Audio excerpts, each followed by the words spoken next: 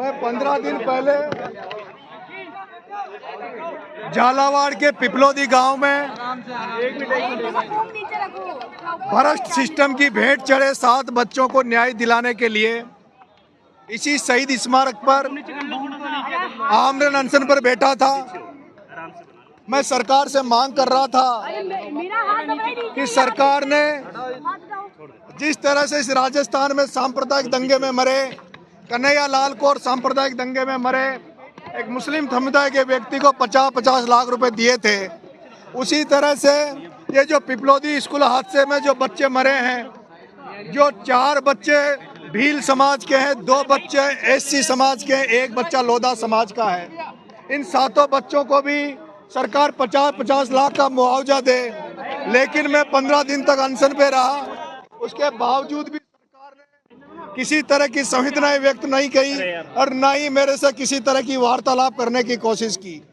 मैंने जब 15 दिन मेरा अनशन हो गया था, मेरे परिजन, मेरे शुभचिंतक, मेरे चाहने वाले लोगों को जब ये चिंता होने लगी कि 15 दिन अनशन को बहुत होता है, और उसके बाद सब लोगों ने ये आग्रह किया कि आप अनशन तोड़ दो, तब मैंने आग्रह किया कि मैं खाली हाथ अनशन नहीं तोड़ूंगा। मैं या तो सरकार मेरी मांगे माने या फिर मैं कुछ इनको ऐसा देकर भेजूं ताकि ये विश्वास पैदा हो कि नरेश मीणा किसी के साथ लड़ाई में खड़ा है तो पूरी ताकत और ईमानदारी से खड़ा है।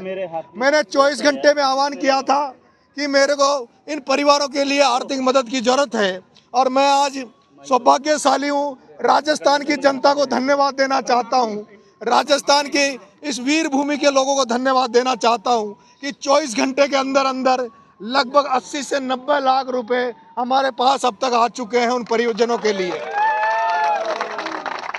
कल एक भामाशाह माता दीन जी गुजर, जो गुजर समाज से आते हैं, उनको भी जब ये पता लगा कि नरेश मीणा मृतशैया पे पड़ा है, 15 दिन अनशन को हो गए, उन्हें जब इस बात की चिंता सताई तो उन्होंने भी कल आकर हमें कहा कि 51 लाख रुपए हम लोग भी आप अनशन तोड़ दो, 51 लाख रुपए हम भी देंगे।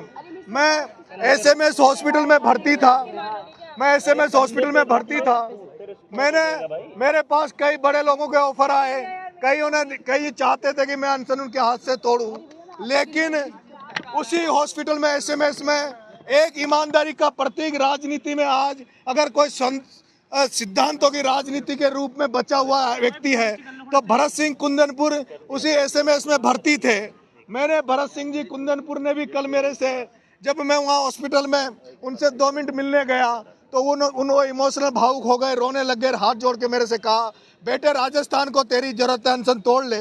तब मैंने उनसे आश्वस्त कर दिया था कि हुक्म मैं कल अनशन तोड़ दूंगा। और आज मैंने आदरणीय राजेंद्र जी गुडा साहब, जो पहले दिन से झालावाड़ से जब से मूवमेंट चला तब से हमारे साथ खड़े थे, वो जो पीड़ित परिजन है उनको लेकर, और जो माता दीन जी गुजर साहब जिन्होंने 51 लाख की मदद करी है उनको लेकर, और भरत सिंह जी कुंदनपुर साहब के नेतृत्व में हमने वहाँ जूस पिया है। और सांकेतिक रूप से इस जनता जनार्दन ने जो मेरे पे भरोसा करती है, विश्वास करती है, बिना बुलाए जब सब जगह ये इस लड़ाई को लड़ने के लिए तैयार रहती है। कल आपने देखा हुआ जयपुर में मैं एसएमएस में पढ़ा था, लेकिन एक केवल फेसबुक पे पोस्ट पर किस तरह से मशाल जुलूस इन्होंने उन बच्चों की संवेदनाओं को व्यक्त करते हुए उनको सच्ची श्रद्धांजलि देते हुए मशाल जुलूस भी इन्होंने निकाला था। इन तमाम राजस्थान के युवा साथियों को, लोगों को मैं धन्यवाद देना चाहता हूँ कि अगर आपका ये सहयोग बना रहा, जिस तरह आपने मेरे पे विश्वास जताया, मैं आपका कभी भी मान कम नहीं होने दूंगा। आप जिस भावना के साथ मेरे से जुड़े हो उस भावना को कभी ठेस पहुँचने का काम मैं नहीं करने दूंगा। मैं ये भी भरोसा देता हूँ कि सरकार ने 15 दिन अनशन में रहने के बावजूद भी हमारी तरफ कोई ध्यान नहीं दिया, ना हमारी मांगों की तरफ ध्यान नहीं दिया। लेकिन मैं आप सभी मीडिया साथियों से, मेरे लोगों से कहना चाहता हूँ, नरेश मीणा खाली हाथ नहीं जा रहा। नरेश मीणा तो जनता के आग्रह पर, अपने शुभचिंतकों के आग्रह पर अनशन तोड़ा है, लोगों के आग्रह पर तोड़ा है। लेकिन नरेश मीणा दोबारा भजन लाल तेरे दरवाजे पर आएगा, लेकिन नरेश मीणा अब गांधी बनकर नहीं, अब नरेश मीणा दोबारा भगत सिंह बन के आएगा। नरेश मीणा लाखों लोग लेके आएगा, और जो अधूरा न्याय अभी समझौता का बचा हुआ है, अधूरा जो न्याय समझौता के साथ हुआ है, उस अधूरे न्याय को पूरा करवाने के लिए नरेश मीणा आएगा। नरेश मीणा जो इन पीड़ित परिवारों को अभी भी अधूरा न्याय बचा हुआ है, उन न्याय दिलाने दोबारा नरेश मीणा भगत सिंह की सेना को लेकर भजन लाल के दरवाजे पर आएगा। नरेश मीणा वो जो डूंगरी बांध का आंदोलन चल रहा है, उन डूंगरी बांध वालों को लेकर भजन लाल के दरवाजे पर आएगा। नरेश मीणा को या तो भजन लाल सलाखों के पीछे डाल दो, नहीं तो नरेश मीणा तुम्हें चैन की नींद नहीं सोने देगा। 2.5 साल नरेश मीणा जिंदा रहा, नरेश मीणा सड़कों पर रहेगा, नरेश मीणा सड़कों पर रहेगा।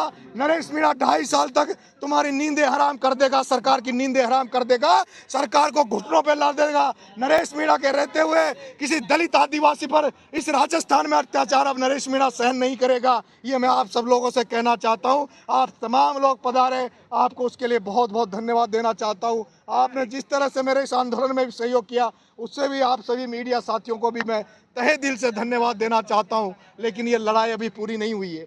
ये जो पैसा हमारे पास आया है, इस पैसे को हम नगद रूप से इनको नहीं दे रहे हैं। अभी इन पैसों को हम नगद रूप से नहीं दे रहे हैं। हम अभी पूरे कमेटी उस गांव में जाएगी, पिपलोदी। 2-4 दिन में मेरा स्वास्थ्य थोड़ा ठीक हो जाए, मैं उस गांव में जाऊंगा। इन पैसों को हम लोग, इन पैसों को इन परिवारों को हम लोग इस तरह से देना चाहते हैं ताकि इनका परमानेंट रोजगार लगे। वहाँ जो लोग, क्योंकि ये आंदोलन केवल इन बच्चों को न्याय दिलाने के साथ साथ वहाँ की जनता में विश्वास पैदा करने का है। ये आंदोलन ऐसा था क्योंकि ये लोग भी उस समय यहाँ आने के लिए तैयार नहीं था। इन पर इतना दबाव रहता है। मैं जिस क्षेत्र से आता हूँ, हाड़ौती से, वहाँ इतना डर और खौफ की राजनीति की जाती है।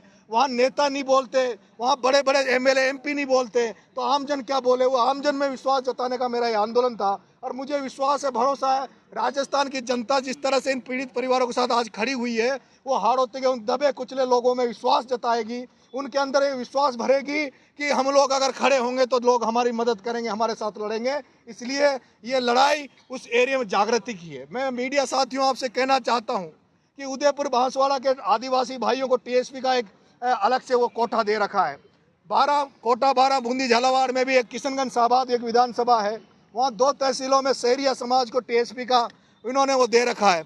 मैं चाहूँगा कोटा 12 बूंदी झालावाड़ में किशनगंज साबाद के अलावा भी जो शहरिया भाई हैं और जो भील समाज के भाई हैं जो एसटी में आते हैं, उन एसटी में आने वालों को भी सरकार टीएसपी में शामिल करे। क्योंकि इन कोटा 12 बूंदी झालावाड़ एरिया में एक भी भील समाज का व्यक्ति आपको नौकरी में नहीं मिलेगा, सरकारी कर्मचारी नहीं मिलेगा। इसलिए मेरा ये मिशन लंबा है। मिशन केवल आज तक सीमित नहीं है। अब मैं यहाँ से जाने के बाद वहाँ गांव-गांव जाऊँगा, इनको जागृत करूँगा और मैं सामाजिक कार्य वहाँ करने का प्रयास मैं करूँगा और इनको जगाने का काम करूँगा। बहुत बहुत धन्यवाद। राम राम साहब।